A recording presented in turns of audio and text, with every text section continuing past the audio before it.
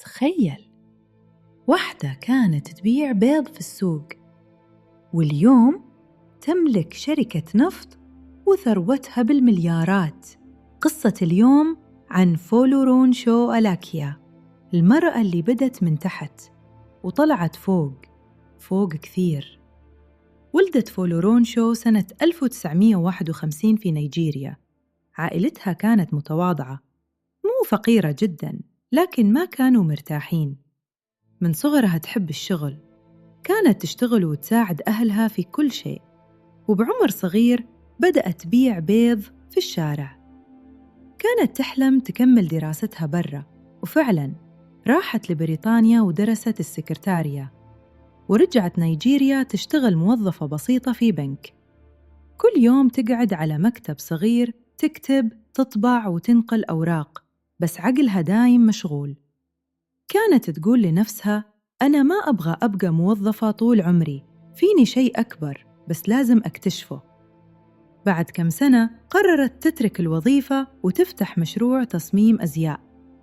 الناس قالوا لها: وش دخل النفط في الفساتين؟ بس هي كانت تشوف قدام كسبة علاقات قوية. دخلت عالم الأعمال وتواصلت مع الحكومة النيجيرية وقدمت طلب امتياز نفطي. تخيل امرأة ما عندها خلفية في البترول تدخل مناقصة وتفوز فيها. الجميع استغرب، بس هي كانت جاهزة. دخلت شراكة مع شركة نفط دولية وبدأت تتحقق دخل ضخم، وفي كم سنة صارت من أغنى سيدات إفريقيا. اليوم فولورونشو ثروتها فوق 1.5 مليار دولار، وتملك شركة نفط وشركات استثمار، وعندها ماركة أزياء خاصة فيها.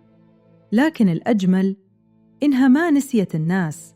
أسست جمعيات لدعم البنات اللي مثلها، وقالت: أنا اليوم قوية عشان أعطي غيري فرصة يقوى. هذه مو بس قصة نجاح، هذه قصة وحدة ما خافت تغير ولا خافت تبدأ من الشارع. فولورونشو كانت بائعة بيض وصارت رمز للنجاح والتمكين. وإنت وش تنتظر عشان تبدأ قصتك؟